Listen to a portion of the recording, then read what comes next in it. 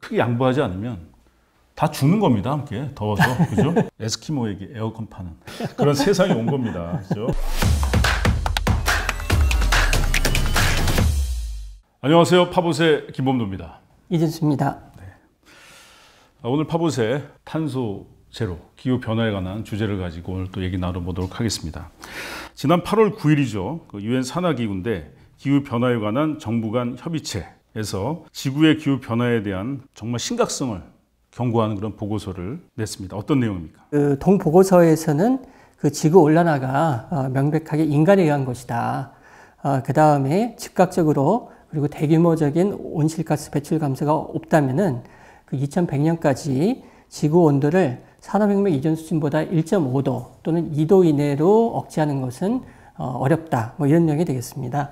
네, 아주 심각한 상황인데 이 보고서에 따르면 그 온실가스의 배출을 크게 줄이는 정말 최상의 시나리오, 이런 경우 2050년까지 탄소 제로가 달성이 되면 2040년에 1.5도, 2060년에는 1.6도 상승했다가 이후에 이제 1.4도로 낮아질 것으로 예상이 되지만 온실가스 배출이 매우 이제 큰 시나리오에 의하면은 2040년에는 1.9도, 2060년에는 3도, 그리고 2100년에는 5.7도의 온도 상승이 예상이 됩니다. 뭐 다 죽는 겁니다. 네, 더워서 그죠? 네, 뭐 최근에 뭐 기상 이변이 많은데요. 그런 게 더 많이 늘어나겠죠. 네. IPCC 어떤 기구인가요? 네, 그 IPCC 기후 변화에 관한 정부 간 협의체는 1988년에 그 설립된 유엔의 산하기구로 현재는 159개 국가가 회원으로 가입되어 있습니다. 그래서 이제 그 회원국 정부가 보고서의 내용을 승인하기 때문에 향후 기후변화에 대한 국제 논의의 기반이 되는 그런 내용이어서 굉장히 중요하고 의미 있는 보고서라고 할 수가 있겠습니다. 그 예를 들면은 이제 이번 보고서가 6차 평가 보고서인데요. 2013년도에 5차 평가 보고서가 나온 바 있습니다. 네. 그 5차 평가 보고서를 바탕으로 해서 2015년에 그 유엔 기후변화 협약인 파리 협약이 체결된 바가 있습니다.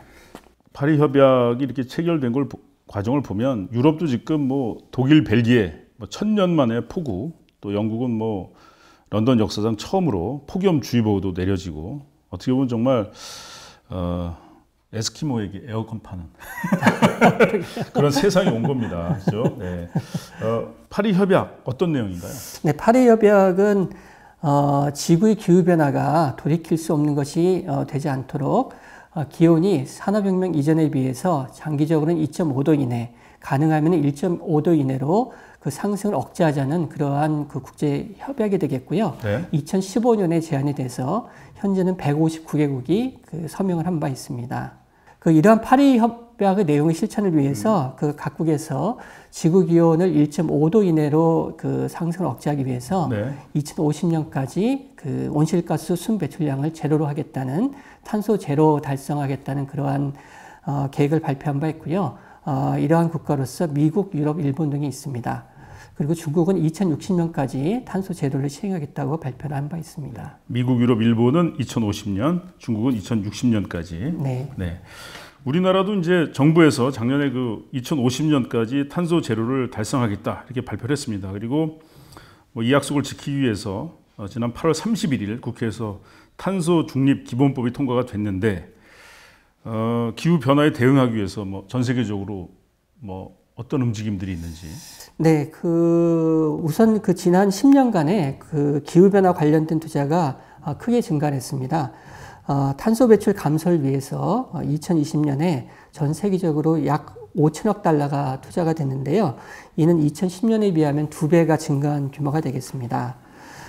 그리고 미국, 유럽, 세계 각국 정부가 기후변화에 대응하기 위해서 투자를 하고 있습니다. 민간 부분에서 보면 가장 주목할 만한 곳 중에 하나가 전기차 생산업체 테슬라가 아주 성공적인데 테슬라의 경우를 보니까 2010년 주식 상장할 때 시가총액이 17억 달러였는데 현재 7천억 달러로 증가했어요. 엄청난 숫자입니다. 그렇죠. 그래서 이처럼 이제 그 민간 부분의 투자가 수익률이 높은 사례들이 있기 때문에 굉장히 고무가 되고 있는데요. 이건 테슬라만의 사례가 아니고 그 S&P 글로벌 클린 에너지 지수라고 그 기후변화 관련된 그 기업들 모은 그 지수가 있는데, 주가 지수가 있는데요. 이 지수가 지난 3년간 약 40% 상승을 했습니다. 네. 그런데 동기간 중에 미국을 대표하는 주가 지수인 S&P 500 지수의 상승률보다 2배가 넘는 규모가 네. 되겠습니다. 뭐 벤처 캐피탈도 투자가 크게 증가했습니다. 그래서 미국의 경우는 2020년에 벤처 캐피탈의 투자가 600억 달러에 달하는 뭐 이런 모습이네요. 네.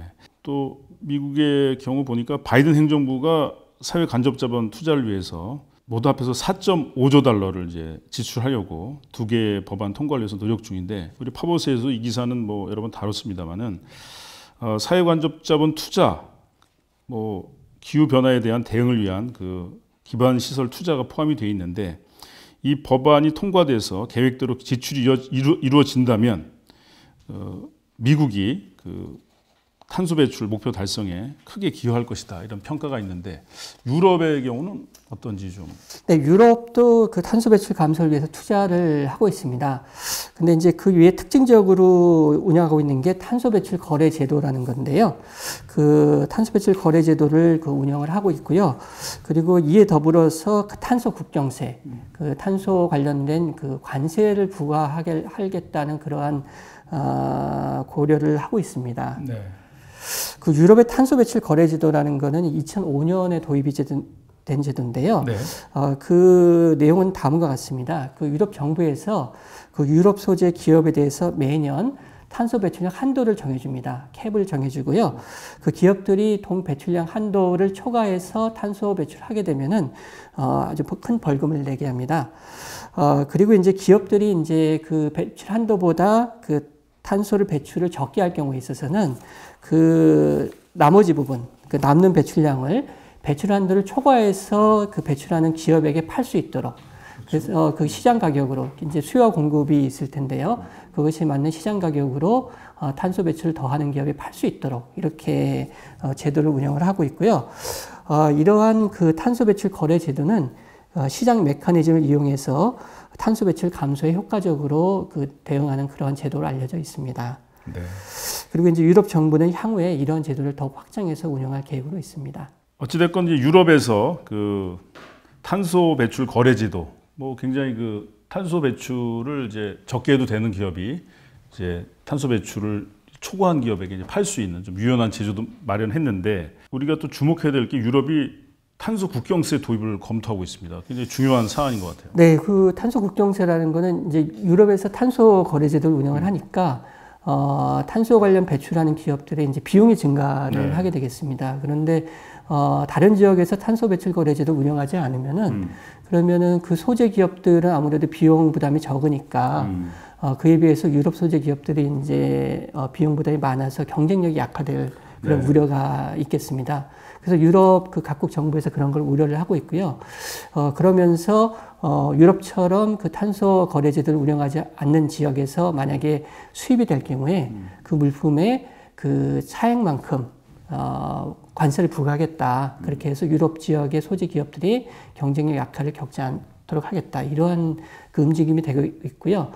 지금 이제 논의 중이고 그 앞으로 뭐 도입을 할 때 몇 년이 걸릴 수는 있겠지만 굉장히 중요한 그런 이슈라고 할 수가 있겠습니다. 수입되는 물품에 뭐 연관되는 관세를 부과하겠다는 건데, 우리나라 같은 경우 지금 탄소 배출 11위 전 세계적으로, 선진국이면서 또 탄소 배출도 많이 하는 그런 나라 중에 하나인데, 근데 이제 미국이나 유럽이 그동안 뭐 산업화의 혜택도 다 누렸지만 또 동시에 또 이런 환경 관련해서 또 새로운 패권을 누리려고 하는 게 아니냐, 뭐 이런 그 우려도 있잖아요. 그렇습니다. 이제 우리나라 같이 그 수출 중심 국가의 경우에 상당히 큰 문제가 되겠는데요. 이렇게 그 전 세계적으로 탄소 배출 감소를 위해서는 그런 제도가 효과적이라는 것에 대해서는 또 그 뭐 수긍하는 바가 있습니다. 근데 또한 이제 지금 김범단 안소가 얘기했듯이 이제 그렇지 못한 지역들의 경우에 있어서는 이것이 무역 장벽으로 이제 작용을 할 수가 있다는 게 되겠습니다. 그래서 이제 그러한 우려들이 또 일각에서 제기가 되고 있고요. 이러한 것을 전체적으로 봤을 때는 이런 탄소 그 배출에 대해서 앞서가고 있는 유럽이나 미국이 좀 중심이 돼서, 그리고 좀 이렇게 다른 지역 그렇지 못한 어떤 개발도상국의 지원도 많이 하면서 전체적으로 끌고 나가는, 사실은 뭐 이 탄소 배출이라는 것이 어떤 지역만의 문제가 그렇죠. 아니라 전 세계적인 문제니까요. 그러니까 미국과 유럽이 이런 움직임을 보이더라도 좀 중심이 돼서 다른 지역도 함께 할 수 있는 그러한 것이 필요하다. 뭐 이런 얘기를 할 수가 있겠습니다. 그래서 사실은 뭐 미국이나 유럽이 산업화에 성공한 이후에 제3세기의 이제 사다리 치우기 이런 좀 그 모습을 보였는데, 환경 관련해서도 또 역시 사다리 치우기 이런 우려가 있습니다. 그래서 우리 입장에서는 빨리, 우리뿐만 아니라 이제 그 신흥시장에서 이런 움직임에 대비하지 않으면 또 산업화 이후에 또 한 번 뒤처지는, 또 비극적인 일이 벌어질 수 있기 때문에 우리가 산업혁명에 뒤처져 고생했지만 간신히 따라잡았는데 또 뒤처지는 일이 없도록 노력해야 되겠다는 생각이 들고, 동시에 미국과 유럽이 크게 양보하지 않으면 다 죽는 겁니다. 함께 더워서. 그죠? 파보세 오늘 마치도록 하겠습니다. 고맙습니다. 네, 감사합니다.